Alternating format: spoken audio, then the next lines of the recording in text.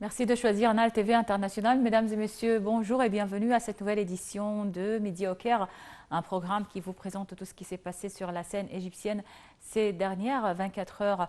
Et on va commencer par cette nouvelle. Donc, le président Abdel Fattah el-Sisi et son homologue russe Vladimir Poutine participeront aujourd'hui par visioconférence à la cérémonie de coulage du béton de la structure de l'unité électrique numéro 4 de la centrale nucléaire d'Al-Dab'a.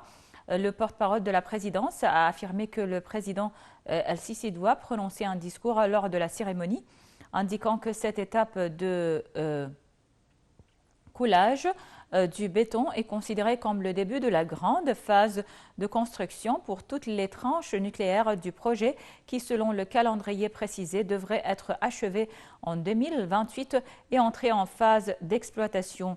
Le porte-parole a noté que le projet s'inscrit dans le cadre des relations de coopération entre l'Égypte et la Russie dans divers domaines. Le président Abdel Fattah el-Sisi s'est réuni hier au Caire avec le PDG du groupe grec d'infrastructure Koplouzos. Le président el-Sisi a passé en revue les projets du groupe grec d'infrastructure Koplouzos visant à produire de l'énergie renouvelable en Égypte. Les détails dans ce compte-rendu.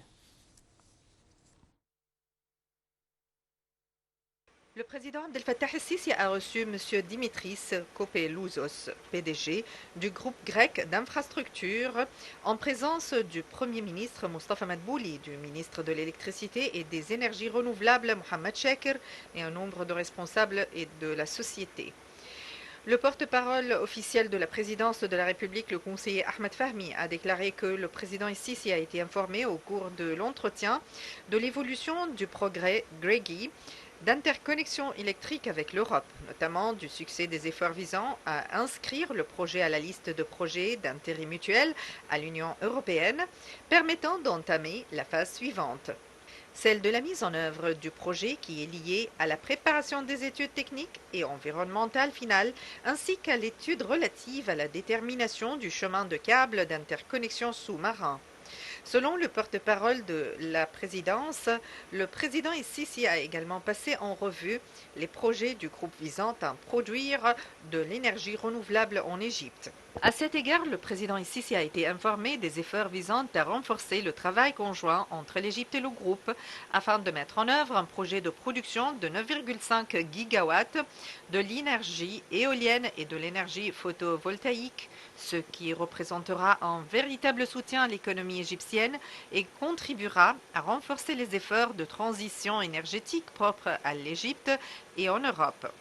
Le président el-Sisi a donné ses directives de poursuivre l'accélération des efforts de coopération entre les deux parties pour achever les projets proposés dans les plus brefs délais, faciliter toutes les procédures et éliminer les obstacles auxquels les projets pourraient être confrontés, soulignant la volonté de l'Égypte de jouer un rôle majeur dans la transition internationale vers les énergies propres d'une manière qui profite à l'Égypte sur les plans économiques et environnemental, saluant ainsi, à cet égard, la coopération conjointe entre l'Égypte et la Grèce dans tous les domaines, ce qui reflète les relations fortes entre les deux pays.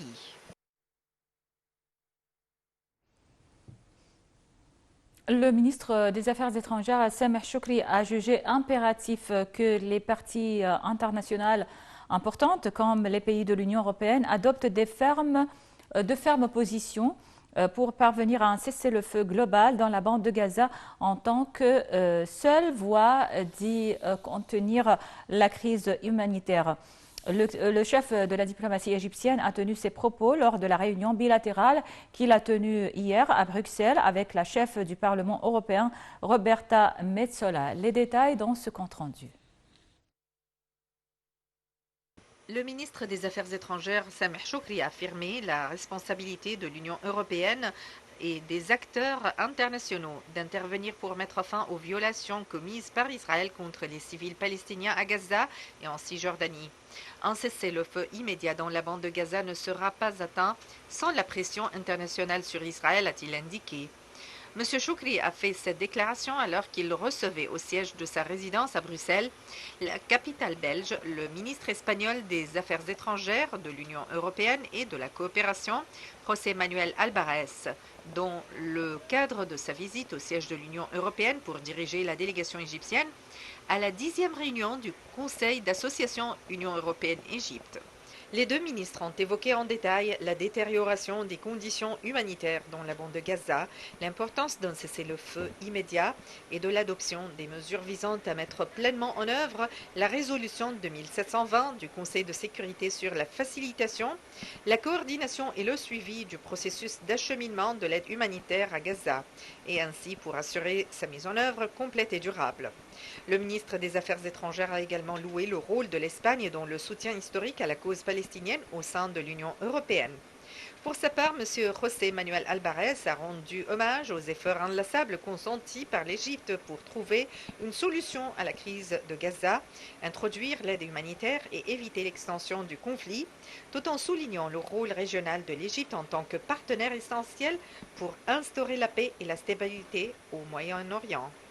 À l'issue de ces pourparlers, les deux ministres sont parvenus de poursuivre la consultation et la coordination au cours de la prochaine période afin de coordonner les actions visant à mettre un terme à la guerre contre Gaza, à limiter les conséquences humanitaires sur le peuple palestinien et à relancer le processus de paix sur des bases sérieuses garantissant l'établissement d'un État palestinien indépendant.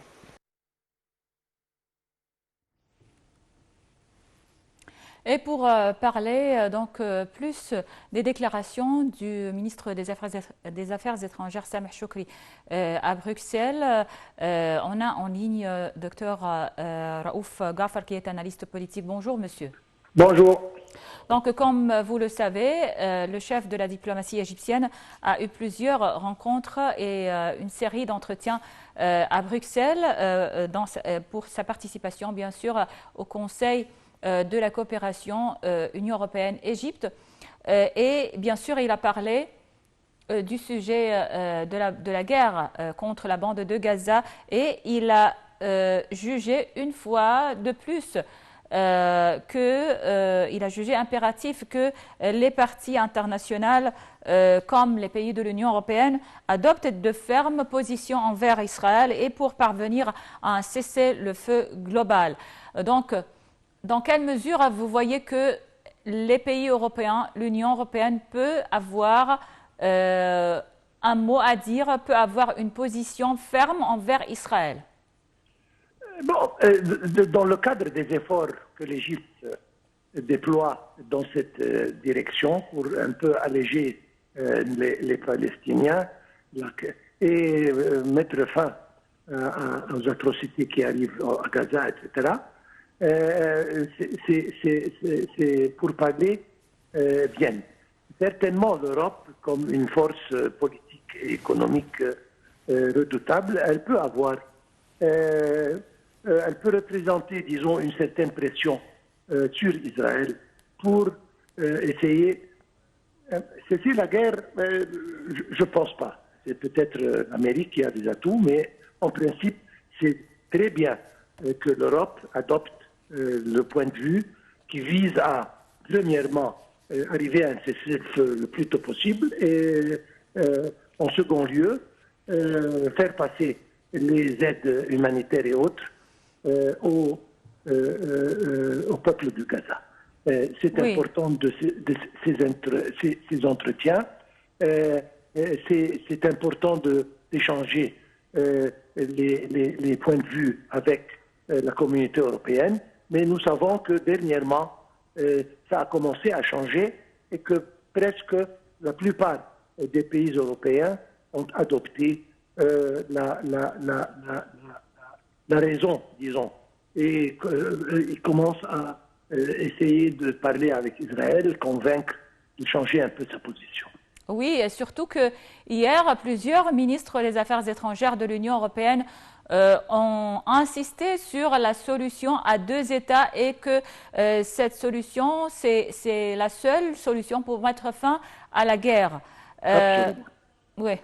Absolument, tout à fait. La logique, la raison ils disent ceci. L'essentiel, c'est que Israël écoute et raisonne. Malheureusement, à mon opinion, encore une fois, c'est disons, un comportement personnel, très personnel, vis-à-vis le Premier ministre israélien.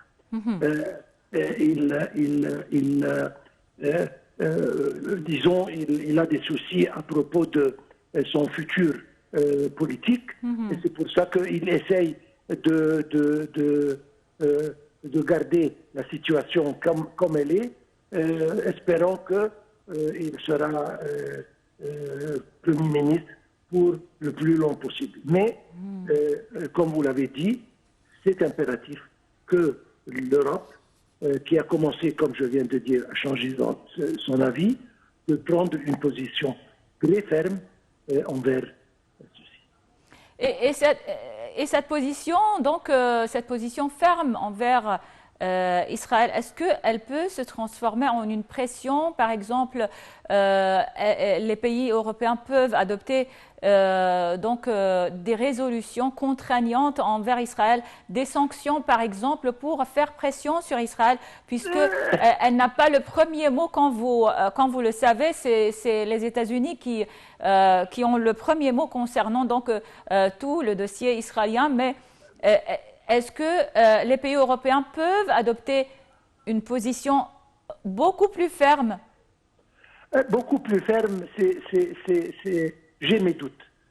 Sanctions, à mon opinion, absolument pas. Ils n'ont pas cette capacité. C'est ce que je pense. Ils peuvent, oui, poser une certaine pression, oui, mais sur le plan sanctions, ça n'a jamais arrivé. D'ailleurs, même si que le Conseil de sécurité même adopte une certaine résolution, Israël n'a jamais écouté. Donc, comme je viens de dire, c'est une situation très triste, très pathétique, et c'est l'Amérique qui peut, franchement, d'ailleurs, on commence à entendre des désaccords entre le Premier ministre israélien et l'administration américaine, mais ça ne change pas la situation. Peut-être une pression encore plus grande, et peut-être si jamais Israël sent que le monde entier est contre ce qu'elle fait, peut-être ça va changer un tout petit peu. Mais espérons bien, en tous les cas. On l'espère. Alors, docteur Raouf Ghaffar, analyste politique, merci beaucoup pour votre intervention et passez une excellente journée. On passe à une autre nouvelle. Le président de l'organisme général de l'information, Dia Rachouane, a catégoriquement rejeté les allégations israéliennes, dont des propos récents du Premier ministre israélien selon lesquels des opérations de trafic d'armes, d'explosifs et de munitions se sont infiltrées dans la bande de Gaza via l'Égypte. Dia Rachouane a dit que l'Égypte a entrepris des mesures strictes pour détruire définitivement quelques 1500 tunnels qui se trouvaient tout au long des frontières et en créant une zone tampon dans la ville égyptienne de Rafah et jusqu'à la frontière avec Gaza. Il a ajouté que l'Égypte contrôle hermétiquement ses frontières avec Gaza et Israël. Rachouane a qualifié de ridicules les allégations israéliennes selon lesquelles les opérations de trafic se déroulent à travers les convois d'aide, car ces derniers entrent par le passage de Karm Abou Salem, qui est sous un contrôle israélien total. Il a ajouté qu'il s'agit de vains prétextes israéliens pour justifier les pratiques de punition collective. Il a en outre rejeté les propos israéliens visant seulement à légitimiser l'occupation du corridor de Philadelphie ou de Salah ad-Din, tout en soulignant que tout acte entrepris dans cette direction va constituer une menace grave et sérieuse aux relations avec Israël.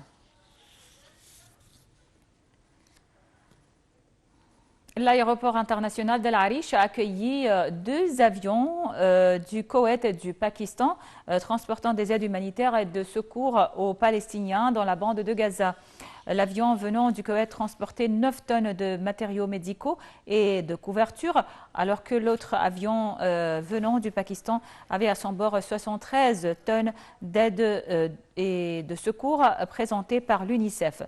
Ainsi, le total des avions accueillis à l'aéroport international d'Al Arish avec à bord des aides humanitaires s'est élevé à 506 avions, dont 413 venaient de 50 pays arabes et étrangers, outre les organisations régionales et internationales transportant plus de 13,5 tonnes d'aide humanitaire, médicale et de secours. Les 93 autres avions transportaient des délégations arabes et internationales venant exprimer leur solidarité avec les Palestiniens.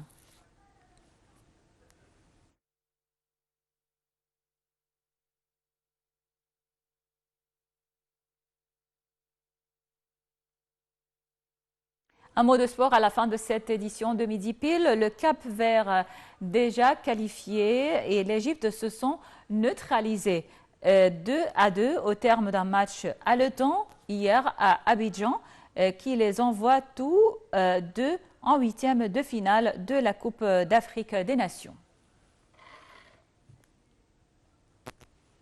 Voilà donc avec cette nouvelle, on arrive à la fin de cette édition de Midi au Caire. Merci pour votre attention. Restez sur Nal TV pour la suite de nos programmes en langue française qui se poursuivent jusqu'à 13h heure locale du Caire. Merci pour votre attention et passez une excellente journée.